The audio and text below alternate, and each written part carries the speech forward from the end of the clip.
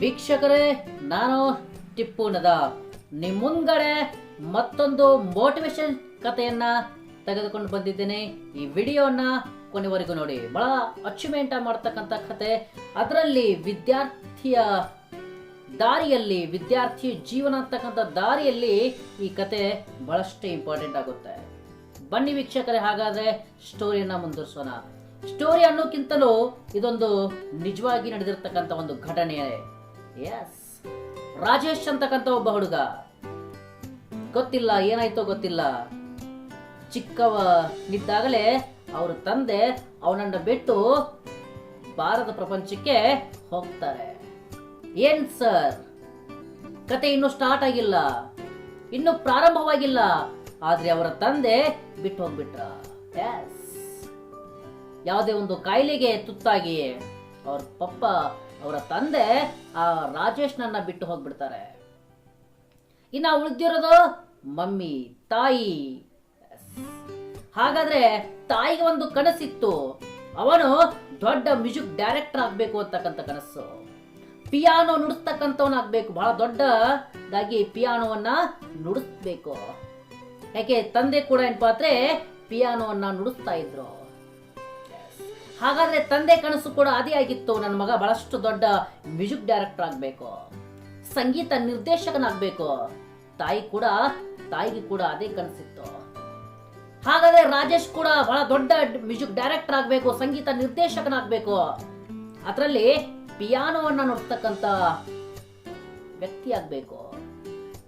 ಹಾಗಾದ್ರೆ ಬಹಳ ಬ್ಯೂಟಿಫುಲ್ ಆಗಿ, ಬಹಳ ಸುಂದರವಾಗಿ, ಬಹಳಷ್ಟು ಸೊಗಸಾಗಿ ನಾನು ಪಿಯಾನೋವನ್ನ ನುಡಿಸ್ಬೇಕು ಅಂತಕ್ಕಂಥ ಕನಸಿತ್ತು ರಾಜೇಶ್ದು, ಜೊತೆಗೆ ಅವರ ತಂದೆ ತಾಯಿಗಳದು. ಹಾಗಾದ್ರೆ ಅವರ ಮಮ್ಮಿ, ಅವರ ತಾಯಿ ರಾಜೇಶ್ಗೆ ಸಂಗೀತ ಸ್ಕೂಲ್ಗೆ ಕಳಿಸ್ತಾರೆ. ಹೋಗು, ಜಯವಾಗಿ ಬಾ, ಜಯಶಾಲಿಯಾಗಿ ಬಾ, ನೀನು ನಿನ್ನ ತಂದೆ ಮತ್ತು ನನ್ನ ಕನಸನ್ನ ಈಡೇರಿಸು, ನೀನು ಸರಿಯಾಗಿ ಕಲಿ ಅಂತ ಮಾತನ್ನ ಆಶೀರ್ವಾದ ಮಾಡಿ ಆ ರಾಜೇಶ್ಗೆ ದಿನಾಲು ಸಂಗೀತ ಕ್ಲಾಸಿಗೆ ಕಳಿಸ್ತಾ ಇರ್ತಾರೆ. ಆ ಸಂಗೀತ ಕ್ಲಾಸಿಗೆ ಕಳಿಸ್ತಾ ಇರ್ತಾರೆ. ರಾಜೇಶ್ ಕೂಡ ಬಹಳಷ್ಟು ಉತ್ಸಾಹದಿಂದ ತಂದೆ ತಾಯಿಯ ಕನಸನ್ನ ಈಡೇರಿಸುವ ಸಲುವಾಗಿ ಹಗಲಿರುಳು ಸ್ಕೂಲ್ಗೆ ಹೋಗ್ತಾ ಇರ್ತಾನೆ, ಹಗಲಿರುಳು ಪ್ರಾಕ್ಟೀಸ್ ಅನ್ನ ಮಾಡ್ತಾ ಇರ್ತಾನೆ. ಬಹಳ ದಿನವೂ ಕೂಡ ಆಗಿಲ್ಲ, 1 ವಾರವೋ 2 ವಾರವೋ ಇಷ್ಟೇ ಆಗಿತ್ತು. ಆದ್ರೆ ಅವಳ ತಾಯಿ ಒಂದು ರೋಗಕ್ಕೆ ತುತ್ತಾಗ್ತಾಳೆ. ಹಾಗಾದ್ರೆ ರಾಜೇಶ್ಗೆ ದಿಕ್ಕು ತೋಚುವುದಿಲ್ಲ. ತಂದೆಯಂತರೂ ಮೊದಲೇ ಬಿಟ್ಟು ಹೋಗಿದ್ದಾರೆ. ಇನ್ನು ಉಳಿದಿದ್ದು ತಾಯಿ ಎಲ್ಲ ಮನೆಯ ಜವಾಬ್ದಾರಿಯನ್ನ ನೋಡ್ಕೊತಾ ಇದ್ರು. ಆದ್ರೆ ತಾಯಿ ಕೂಡ ಹಾಸಿಗೆ ಹಿಡಿದು ಬಿಟ್ಟಿದ್ದಾಳೆ. ರಾಜೇಶ್ಗೆ ದಾರಿ ಕಾಣುವುದಿಲ್ಲ. ಹಾಗಾದ್ರೆ ಒಂದಿನ ತಾಯಿ ಹತ್ರ ಕರೆದು ಕೇಳ್ತಾಳೆ, ನಮ್ಮ ಇರ್ತಕ್ಕಂಥ ಆಸ್ತಿಯನ್ನ ಮಾರೋಣ, ಆದ್ರೆ ನೀನು ಸಂಗೀತ ಕ್ಲಾಸಿಗೆ ಹೋಗೋದು ಮಾತ್ರ ಬಿಡಬೇಡ. ಆದ್ರೆ ರಾಜೇಶ್ಗೆ ಗೊತ್ತಾಗಿತ್ತು, ತಾಯಿಯ ಔಷಧ ಖರ್ಚು ದಿನದಿಂದ ದಿನಕ್ಕೆ ಹೆಚ್ಚಾಗ್ತಾ ಇತ್ತು. ರಾಜೇಶ್ ತಲೆಯಲ್ಲಿ ಬಂದಿರೋದು ಒಂದೇ ಒಂದು, ಕ್ಲಾಸ್ ಬಿಡಬೇಕು. ಬಿಟ್ಟೇನಪ್ಪ ಅಂದ್ರೆ ಒಂದು ಹೋಟೆಲ್ ಅಲ್ಲಿ ಕೆಲಸಕ್ಕೆ ಹೋಗ್ತಾನೆ. ವೀಕ್ಷಕರೇ ನೋಡಿ ಏನಾಗುತ್ತೆ ಅಂತ. ಕೆಲಸಕ್ಕೆ ಹೋಗ್ತಾನೆ ದಿನಾಲು. ಹಾಗಾದ್ರೆ ಅವ್ರ ಟೀಚರ್ ಹೇಳ್ತಾನೆ, ರಾಜೇಶ್ ಟೀಚರ್ ನಮ್ಮ ಮಮ್ಮಿ ಯಾವಾಗ ನಿಮಗೆ ಫೋನ್ ಮಾಡಿದ್ರೆ ಒಂದು ಮಾತು ಹೇಳಿ teacher, please teacher, that is my request. Rajesh ದಿನಾಲು ಕ್ಲಾಸಿಗೆ ಬರ್ತಾನೆ, ಜೊತೆಗೆ ಅವನು ತುಂಬಾ ಚೆನ್ನಾಗಿ ನುಡಿಸ್ತಾನೆ ಅಂತಕ್ಕಂಥದ್ದು. ಪ್ಲೀಸ್ ಟೀಚರ್, ಇದೊಂದು ಸುಳ್ಳು ಹೇಳಿ ಟೀಚರ್. ಟೀಚರ್ ಕೂಡ ಏನಾದ್ರು ಗೊತ್ತಾ, ಕ್ಲಾಸ್ ಟೀಚರ್, ಸಂಗೀತ class teacher, yes it's okay, ಆಯ್ತು ಬಿಡಪ್ಪ ಅಂದ್ಬಿಟ್ರು. ಹಾಗಾದ್ರೆ ರಾಜೇಶ್ ದಿನಾಲು ಸ್ಕೂಲ್ ಮುಗಿಸೆ ಸೀದಾ ಹೋಗ್ತಿದ್ದ ಎಲ್ಲಿಗೆ, ಹೋಟೆಲ್ ಕೆಲಸಕ್ಕೆ. ಈ ಕಡೆ ತಾಯಿ ಒಂದಿನ ಫೋನ್ ಮಾಡಿ ಕೇಳ್ತಾರೆ ಟೀಚರ್ಗೆ, ಟೀಚರ್ ನನ್ನ ಮಗ ಹೇಗಿದ್ದಾನೆ, ಕ್ಲಾಸ್ ಅಲ್ಲಿ ಹೇಗೆ ನುಡಿಸ್ತಾ ಇದ್ದಾನೆ ಪಿಯಾನೋವನ್ನ. ಆಗ ಟೀಚರ್ ಹೇಳ್ತಾರೆ, ಇಲ್ಲ ಕ್ಲಾಸ್ ನಲ್ಲಿ ಅವನು ತುಂಬಾ ಚೆನ್ನಾಗಿ ನುಡಿಸ್ತಾ ಇದ್ದಾನೆ. ಅವಾಗ ತಾಯಿ ಕಣ್ಣಲ್ಲಿ ನೀರು ಬರುತ್ತೆ. ಯಾಕೆಂದ್ರೆ ಅವರ ತಂದೆಯ ಕನಸು ಮತ್ತು ನನ್ನ ಕನಸು ರಾಜೇಶ್ ನಿಜವಾಗ್ಲೂ ನೆರವೇರಿಸ್ತಾನೆ ಅಂತಕ್ಕಂತ ಹಲವಾರು ಕನಸುಗಳನ್ನ ಕಟ್ಕೊಂಡು ತಾಯಿ ಕೂತಿದ್ಳು. ವೀಕ್ಷಕರೇ ನೋಡಿ ಮತ್ತೇನಾಗುತ್ತೆ ಕೊನೆವರೆಗೂ ಗೊತ್ತಿಲ್ಲ. ಹೀಗೆ ದಿನಗಳು ಉರುಳಿದವು, ವರ್ಷಗಳು ಉರುಳಿದವು. ಒಂದಿನ ಆ ರಾಜೇಶ್ ಇರ್ತಕ್ಕಂತ ಹೋಟೆಲ್ನಲ್ಲಿ ಒಂದು ಪತ್ರಿಕೆಯಲ್ಲಿ ಆ ಸ್ಕೂಲಿನ ಆ ಸಂಗೀತ ಕ್ಲಾಸಿನ ಅಡ್ವರ್ಟೈಸ್ಮೆಂಟ್ ಬಂದಿತ್ತು, ಜಾಹೀರಾತ್ ಬಂದಿತ್ತು. ಹಾಗಾದ್ರೆ ಏನಿತ್ತು ಆ ಜಾಹೀರಾತಲ್ಲಿ? ದೊಡ್ಡ ಫಂಕ್ಷನ್ ಆಗ್ತಾ ಇದೆ, ಬಹಳ ದೊಡ್ಡ ಫಂಕ್ಷನ್ ಆಗ್ತಾ ಇದೆ. ಆ ಫಂಕ್ಷನ್ ಅಲ್ಲಿ ಊರಿನ VIP, ಬಹಳ ಶ್ರೀಮಂತ ಜನ, ಸಂಗೀತಕ್ಕೆ ಸಂಬಂಧಪಟ್ಟಿರ್ತಕ್ಕಂಥ ಜನ ಆ ಒಂದು ಫಂಕ್ಷನ್ಗೆ, ಆ ಒಂದು ಸಮಾರಂಭಕ್ಕೆ ಬರ್ತಾ ಇದ್ದಾರೆ. ರಾಜೇಶ್ಗೆ ಗಾಬರಿ ಆಗ್ತಾನೆ. ಅಯ್ಯೋ, ಇದು ನನ್ನ ಸ್ಕೂಲು, ಇದು ನನ್ನ ಕ್ಲಾಸ್ನಲ್ಲಿ ಬಹಳ ದೊಡ್ಡ ಫಂಕ್ಷನ್ ಆಗ್ತಾ ಇದೆ. ಅವಾಗ ರಾಜೇಶ್ ಒಂದು ಪೈನ್ ಬಾಕ್ಸ್ ನಿಂದ ಟೀಚರ್ಗೆ ಫೋನ್ ಮಾಡ್ತಾನೆ. ಟೀಚರ್ ನಾನ್ ಟೀಚರ್, ರಾಜೇಶ್ ಟೀಚರ್. ಹಿಂಗೆ ಪತ್ರಿಕೆಯಲ್ಲಿ ಓದ್ದೆ ನಾನು, ನಮ್ಮ ಸ್ಕೂಲ್ ಬಹಳ ದೊಡ್ಡ ಫಂಕ್ಷನ್ ಆಗ್ತಾ ಇದೆ. ಟೀಚರ್ ನನ್ನ ಹೆಸರು ಬರ್ಕೊಂಡ್ಬಿಡಿ ಟೀಚರ್, ನಾನು ಪಿಯಾನೋನ ನುಡಿಸ್ತೀನಿ ಟೀಚರ್ ಅಂದ. ಟೀಚರ್ಗೆ ಪಿತ್ತ ನೆತ್ತಿಗೆ ಬಿಡ್ತು. ಏನೋ ನೀನ್ ಪಿಯಾನೋ ನುಡಿಸ್ತಾ ಇದೀಯಾ? ಸೀದಾ ಫೋನು ಇಟ್ಬಿಡು. ನೀನು ಒಂದ್ ದಿವ್ಸ ಕ್ಲಾಸಿಗೆ ಬಂದಿಲ್ಲ, ಅದು ಬೇರೆ ಬಹಳ ದೊಡ್ಡ ಫಂಕ್ಷನ್ ಮಾಡ್ತಾ ಇದೇನೋ. ಊರಿನ ಏನಪ್ಪಾ ಅಂದ್ರೆ ಆ ಸಿಟಿಯ VIP ಜನ, ಆ ಸಿಟಿಯ ಏನಪ್ಪಾ ಅಂದ್ರೆ ಮ್ಯೂಸಿಕ್ ಸಂಬಂಧಪಟ್ಟಿರ್ತಕ್ಕಂಥ ಬಹಳ ದೊಡ್ಡ ಜನ ಬರ್ತಾ ಇದ್ದಾರೆ. ನೀನ್ ಅಲ್ಲಿ ಪಿಯಾನೋ ನುಡಿಸಿದ್ರೆ ನಮ್ಮ ಸಂಗೀತ ಕ್ಲಾಸಿನ ಮಾನ ಮರ್ಯಾದೆ ಹೋಗ್ಬಿಡುತ್ತೆ, ಸುಮ್ನೆ ಫೋನ್ ಇಟ್ಬಿಡು ಅಂತಕ್ಕಂಥದ್ದು ಟೀಚರ್ ಗದರಿಸಿ ಬಿಡ್ತಾರೆ ರಾಜೇಶ್ಗೆ ದಿಕ್ಕು ತೋಚುವುದಿಲ್ಲ. ಮತ್ತೆ ಒಂದು ಕಾಯಿನ್ ಎತ್ಕೋತಾನೆ, ಮತ್ತೆ ಫೋನ್ ಮಾಡ್ತಾನೆ. ಆಗ teacher please teacher, that is my humbly request teacher, ಗೊಳೋ ಅಂತ ಹಾಕ್ಬಿಡ್ತಾನೆ. ಅವಾಗ ಟೀಚರ್ ಹೇಳ್ತಾರೆ, ಒಂದ್ಸಾರಿ ಹೇಳಿದ್ರೆ ನನಗೆ ಅರ್ಥ ಆಗಲ್ವಾ, ಎಷ್ಟು ಸಾರಿ ಹೇಳ್ಬೇಕು ಪದೇ ಅಂತ. ಅವಾಗ ಹಾಗೋ ಹೀಗೋ ಮಾಡಿ ಟೀಚರ್ ಪ್ಲೀಸ್ ಟೀಚರ್ ನಾನು ಬರ್ತೀನಿ ಟೀಚರ್, ಇನ್ನೂ 3 ಡೇ ಇದೆ, ಇವತ್ ಬಿಟ್ರೆ ಇನ್ನು 2 ಡೇ ಇದೆ ಟೀಚರ್, ನಾನು ಬರ್ತೀನಿ ಟೀಚರ್, ಬೇಕಾದ್ರೆ ನನ್ನ ಹೆಸರನ್ನ ಕೊನೆಗೆ ಬರ್ಕೊರಿ ಟೀಚರ್. ಆಯ್ತಾಯ್ತಪ್ಪ, ನಿನ್ ಕೆಲಸ ಮಾಡೋ, ನಾಳೆ ಏನ್ ಮಾಡ್ಬೇಕು ನೀನು ಕ್ಲಾಸಿಗೆ ಬರಬೇಕು. ಅಟ್ಲೀಸ್ಟ್ ಏನಪ್ಪಾ ಅಂದ್ರೆ 1 ಡೇ ಅಥವಾ 2 ಡೇ ಏನಪ್ಪಾ ಅಂದ್ರೆ ನಿನಗೆ ಪಿಯಾನೋ ಯಾವ ತರ ಹಿಡಿತಾರೆ, ಆಮೇಲೆ ಪಿಯಾನೋನ ಯಾವ ತರ ನುಡಿಸ್ಬೇಕು ಅನ್ನೋದು ಕೂಡ ನಿನಗೆ ಕಲಿಸ್ತೀವಿ. ಆಯ್ತು ಟೀಚರ್. ಕಣ್ಣೀರು ಒರೆಸ್ಕೊಂಡ, ಖುಷಿ ಆಗ್ಬಿಟ್ಟ ರಾಜೇಶ್, ತುಂಬಾ ಖುಷಿ ಆಗ್ಬಿಟ್ಟ.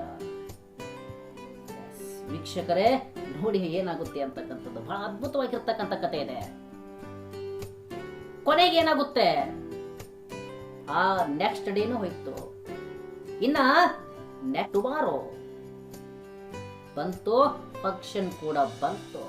ಫಂಕ್ಷನ್ಗೆ ಬರ್ತಾನೆ ರಾಜೇಶ್, ಹುಡ್ಕೊಂತ ಬರ್ತಾನೆ. ಫಂಕ್ಷನ್ ಬಹಳಷ್ಟು ಅದ್ಭುತವಾಗಿ ನಡೀತಾ ಇತ್ತು. ಎಲ್ಲ ಮಹಾನ್ ವ್ಯಕ್ತಿಗಳು, ಸಂಗೀತಕ್ಕೆ ಸಂಬಂಧಪಟ್ಟಿರ್ತಕ್ಕಂಥ ದಿಗ್ಗಜರು, VIP ಪರ್ಸನ್ ಎಲ್ಲ ಕುತ್ಕೊಂಡಿದ್ದಾರೆ. ಸಮಾರಂಭ ಹೆಂಗೆ ಆಗಿತ್ತಂದ್ರೆ ಮಧು ಮಗಳ ತರಹ ರೆಡಿ ಆಗಿತ್ತು ಆ ಒಂದು ಫಂಕ್ಷನ್ ಹಾಲ್. ರಾಜೇಶ್ ಹುಡ್ಕೊಂತ ಬರ್ತಾನೆ. ಟೀಚರ್ ಕಾಲಿಗೆ ದಿಬ್ಬಂತ ಬಿದ್ದ್ಬಿಡ್ತಾನೆ. ಟೀಚರ್ ಬಂದ್ಬಿಟ್ಟೆ ಟೀಚರ್, ನಾನು ಟೀಚರ್ಗೆ ಸಿಕ್ಕಾಪಟ್ಟೆ ಸಿಟ್ಟು ಬಂದ್ಬಿಡ್ತು. ಈಗ ಬಂದ್ಯಾ ನೀನು, ಫಂಕ್ಷನ್ ಈಗ ಸ್ಟಾರ್ಟ್ ಆಗಿದೆ, ನೀನ್ ಈಗ ಬಂದ್ಯಾ? ಇಲ್ಲ ಟೀಚರ್, ನನ್ನ ಹೆಸರು ಬರ್ಕೊಂಡಿದ್ದೀನಿ, ಮತ್ತೆ ಯಾಕೆ ಬಂದಿಲ್ಲ ನೀನು? ಟೀಚರ್ ಸಿಕ್ಕಾಪಟ್ಟೆ ಕೋಪ ಬಂದು ರಾಜೇಶ್ಗೆ ಒಂದೇ ಸವನೆ ಭಯಕ್ಕೆ ಪ್ರಾರಂಭ ಮಾಡಿದ್ರು. ರಾಜೇಶ್ ಮಾಡಿದ್ದು ಇಷ್ಟೇ, ಟೀಚರ್ ಕಾಲ್ ಬಿಡ್ಲೇ ಇಲ್ಲ. ಟೀಚರ್ ಒಂದು ಅವಕಾಶ ಕೊಡಿ ಟೀಚರ್, ನನಗೆ ಕೊನೆಯದಾಗಿದೆಯಲ್ಲ, ಆ ಕೊನೆಯದಾಗಿ ಏನ್ ಪಾತ್ರೆ ನಾನು ನೋಡಿಸ್ತೀನಿ ಟೀಚರ್, ಪ್ಲೀಸ್ ಟೀಚರ್ ಪ್ಲೀಸ್ ಗೊಳೋ ಅಂತ ಮತ್ತೆ ಹೇಳ್ತಾನೆ ರಾಜೇಶ್. ಟೀಚರ್ ಕಾಲ್ ಬಿಡುವುದೇ ಇಲ್ಲ. ಅವಾಗ ಟೀಚರ್ ಅಯ್ಯೋ ಹೋಗ್ಲಿ ಬಿಡುವಪ್ಪ, ಆಯ್ತಪ್ಪ ನೀನು ಒಂದು ಕೆಲಸ ಮಾಡು, ಲಾಸ್ಟಿಗೆ ಬರಬೇಕು, ಸುಮ್ಮನೆ ಪಿಯಾನೋ ಹಿಡಿಬೇಕು, ಈ ತರ ನುಡಿಸ್ಬೇಕು, ಅಷ್ಟು ಮಾಡ್ಬಿಡು, ಮುಗಿತು ಬಿಡುತ್ತ ಫಂಕ್ಷನ್ ಆಯ್ತಾನೆ. ಎಸ್ ಟೀಚರ್ ಹೋಗಿ ಕುಂತ್ಕೊಂಡ್ಬಿಟ್ಟ. ಇನ್ನ ಪ್ರಾರಂಭವಾಯ್ತು ಸಮಾರಂಭ. ಕರೀತಾ ಇದ್ದಾರೆ ಆಂಕರಿಂಗ್ ಮಾಡೋರು.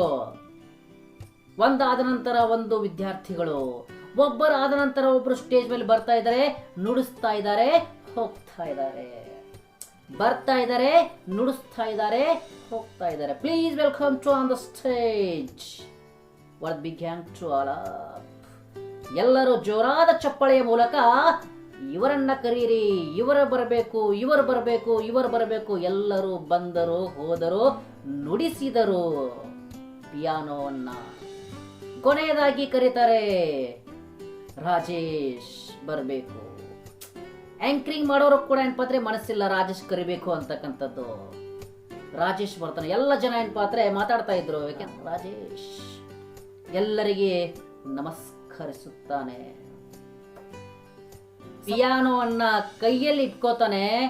1 ನಿಮಿಷ, 2 ನಿಮಿಷ, 5 ನಿಮಿಷಗಳಿಗೆ ನುಡಿಸ್ತಾನೆ. ಹಿಂಗ ನುಡಿಸ್ತಾನೆ.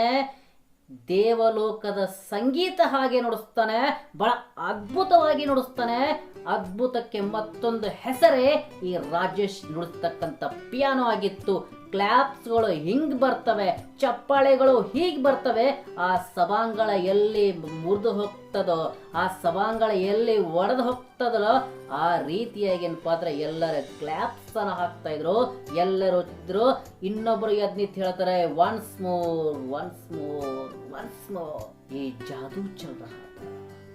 ಇದು ಸಂಗೀತ ಕೇಳ್ತಾ ಇಲ್ಲ, ರಾಜೇಶ್ ಸಂಗೀತವನ್ನ ನುಡಿಸ್ತಾ ಇದ್ದಿತ್ತಿಲ್ಲ, ಜಾದೂವನ್ನ ನುಡಿಸ್ತಾ ಇದ್ದ. ನೋಡಿದವರು ಗಾಬರಿ ಆಗ್ಬಿಟ್ಟು, ಏನು ನುಡಿಸ್ತಾ ಇದ್ದಾನೆ ಹುಡುಗ, ಏನು ಅದ್ಭುತವಾಗಿ ನುಡಿಸ್ತಾ ಇದ್ದಾನೆ. ಎದ್ದಿನಿತ್ತು ಜನ ಚೀರಾಳಕ್ಕೆ ಪ್ರಾರಂಭ ಮಾಡಿದ್ರು. ಆ ಒಂದು ಪ್ರೋಗ್ರಾಮ್ ಅನ್ನ ಮಾಡಿರ್ತಕ್ಕಂಥವ್ರಿಗೆ ಚೀರಾಳಕ್ಕೆ ಚಾಲು ಮಾಡಿದ್ರು. ಏನ್ ಟೀಚರ್ ನೀವು, ಏನ್ ಫಂಕ್ಷನ್ ಮಾಡ್ತೀರಾ, ಇಂಥ ಹುಡುಗನಿಗೆ ಕೊನೆಯದಾಗಿ ಏನ್ ಪಾತ್ರೆ ಹಾಕಿದ್ರ, ಫಸ್ಟ್ ಹಾಕೋದ್ ಬಿಟ್ಟು ನೀವು ಲಾಸ್ಟಿಗೆ ಹಾಕಿದ್ರ, ಟೀಚರ್ ನಡಗಕ್ಕೆ ಪ್ರಾರಂಭ ಮಾಡ್ತಾರೆ. ಟೀಚರ್ ಹೇಳ್ತಾರೆ, ಇವನು 1 ದಿವಸ ಕೂಡ ಸ್ಕೂಲ್ಗೆ ಬಂದಿಲ್ಲ, 1 ದಿವಸ ಕ್ಲಾಸಿಗೆ ಬಂದಿಲ್ಲ, ಹೇಗೆ ನುಡಿಸ್ತಾ ನನಗೆ ಕನ್ಫ್ಯೂಸ್ ಆಗ್ತಾ ಇದೆ. Once more. ಹಿಂದ್ಗಡೆಯಿಂದ ಜನ ಚೀರಾಡ್ತಾ ಇದೆ. ಮತ್ತೆ ಪಿಯಾನೋ ಎತ್ಕೋತಾನೆ, ಮತ್ತೆ ನುಡಿಸ್ತಾನೆ. ಅವಾಗ ಕೇಳುವ ಕಿವಿಗಳಿಗೆ, ನೋಡುವ ಕಣ್ಗಳಿಗೆ ಹಬ್ಬದ ಊಟಂತ್ರು ಗ್ಯಾರಂಟಿ ಇತ್ತು. ಬಹಳ ಸುಂದರವಾಗಿ ಆ ಒಂದು ಸಂಗೀತವನ್ನ ಉಣಬಡಿಸಿದ ಯಾರು, ರಾಜೇಶ್. ಎಲ್ಲರ ಬಾಯಲ್ಲಿ ರಾಜೇಶ್. ಅವಾಗ ರಾಜೇಶ್ ಹೇಳ್ತಾನೆ, ಇಲ್ಲ ಇದರಲ್ಲಿ ಟೀಚರ್ದೇನೋ ತಪ್ಪಿಲ್ಲ, ತಪ್ಪಿರುವುದೆಲ್ಲವೂ ನಂದೇ. ಆಗ ಟೀಚರ್ ಕೇಳ್ತಾರೆ, ನಿನ್ನೆ ಯಾಕೆ ಬಂದಿಲ್ಲ ಮತ್ತ ನೀನು, ನಾನು ಹೇಳಿದ್ದೆ ನಿನಗೆ ಅಟ್ಲೀಸ್ಟ್ ಪಿಯಾನೋವನ್ನ ನುಡಿಸ್ತೇನೆ ಅಂತ ಹೇಳಿದೆ, ಯಾಕೆ ನನ್ನ ಮಾತಿಗೆ ಏನಪ್ಪ ಅಂದ್ರೆ ಧಿಕ್ಕಾರವನ್ನ ಮಾಡಿದೆ. ಆಗ ರಾಜೇಶ್ ಅಳುತ್ತಾ ಹೇಳುತ್ತಾನೆ, ಇಲ್ಲ ಟೀಚರ್, ಬರ್ಬೇಕು ಅಂತಾನೆ ಎಲ್ಲ ರೆಡಿಯಾಗಿದ್ದೆ, ಆದ್ರೆ ನನ್ನ ಜೀವನದಲ್ಲಿ ಎಂದೂ ಮರೆಯಲಾಗದೆ ಇರ್ತಕ್ಕಂಥ ಘಟನೆ ನಡೆದು ಹೋಯಿತು ಟೀಚರ್. ಯಾರಿಗೋಸ್ಕರ ನಾನು ಇಷ್ಟು ದಿವಸ ನನ್ನ ತಾಯಿ ನನ್ನನ್ನು ಬಿಟ್ಟು ಹೋದಳು ಟೀಚರ್, ಬಾರದ ಲೋಕಕ್ಕೆ. ರಾಜೇಶ್ ಕಣ್ಣಲ್ಲಿ ಅಷ್ಟೇ ನೀರಲ್ಲ, ಕುಳಿತಿರ್ತಕ್ಕಂಥ ಎಲ್ಲರ ಕಣ್ಣಲ್ಲಿ ಕೂಡ ನೀರು ಜಿನುಗುತ್ತೆ ರಾಜೇಶ್ನ ಒಂದು ಕತೆ ಕೇಳಿ. ರಾಜೇಶ್ ಮತ್ತೆ ಹೇಳ್ತಾನೆ, ನೀವು ಹೊಡೆದಿರ್ತಕ್ಕಂಥ ಕ್ಲಾಪ್ಸ್ಗಳು, ನೀವು ಹೊಡೆದಿರ್ತಕ್ಕಂಥ ಚಪ್ಪಾಳೆಗಳು ಆ ನಿಜವಾಗಲೂ ನನ್ನ ತಾಯಿಗೆ ಕೇಳಿಸಿರುತ್ತೆ. ವೀಕ್ಷಕರೇ, ಇದು ರಾಜೇಶ್ನ ಸ್ಟೋರಿ ಆಗಿರ್ಬೋದು. ಆದ್ರೆ ಇಂಥ ಹಲವಾರು ಜನ ನಮ್ಮ ಸೊಸೈಟಿಲಿ ಕಾಣ್ತಾರೆ. ಯಾರಿಗೆ ತಂದೆ ಇರಲ್ಲ, ಕೆಲವರಿಗೆ ತಾಯಿ ಇರಲ್ಲ. ಆದ್ರೆ ಅವರೆಲ್ಲರೂ ಆ ತಂದೆ ತಾಯಿಗಳ ಕನಸನ್ನ ಈಡೇರಿಸುವ ಸಲುವಾಗಿ ನಾವು ಸಮಾಜದ ವಿರುದ್ಧ, ಸಮಾಜದಲ್ಲಿರ್ತಕ್ಕಂಥ ಕಷ್ಟಗಳ ವಿರುದ್ಧ ನಾವು ಹೋರಾಡಬೇಕಾಗಿದೆ, ನಾವು ಸಕ್ಸಸ್ ಆಗಬೇಕಾಗಿದೆ. ಹೇಗೆ ರಾಜೇಶ್ನ ಚಪ್ಪಾಳೆಗಳು ಆ ತಂದೆ ತಾಯಿಗಳಿಗೂ ಕೇಳಿಸೋದಲ್ಲ, ಅದೇ ರೀತಿಯಾಗಿ ನಾವು ನಮ್ಮ ತಂದೆ ತಾಯಿಗಳು ಕಂಡಿರ್ತಕ್ಕಂಥ ಕನಸುಗಳನ್ನ ನಾವು ಈಡೇರಿಸಬೇಕಾಗ್ತದೆ. ನಾನು ವಿದ್ಯಾರ್ಥಿಗಳಿಗೆ ಹೇಳೋದು ಇಷ್ಟೇ ಸ್ಪಷ್ಟವಾಗಿ, ವಿದ್ಯಾರ್ಥಿಗಳೇ, ಹಲವಾರು ಸಮಸ್ಯೆಗಳು ಇರ್ತವೆ. ಕೆಲವರು ತಂದೆ ಹೋಗಿರ್ತಾರೆ, ಕೆಲವರು ತಾಯಿ ಇರುವುದಿಲ್ಲ. ಅವರ ಆಸೆಯನ್ನ ನೆರವೇರಿಸುವ ಸಲುವಾಗಿ ಹೋರಾಡಿ, ಅಭ್ಯಾಸವನ್ನ ಮಾಡಿ, ಸಕ್ಸಸ್ ಆಗಿ. ಓಕೆ, ಧನ್ಯವಾದಗಳು. ಜೈ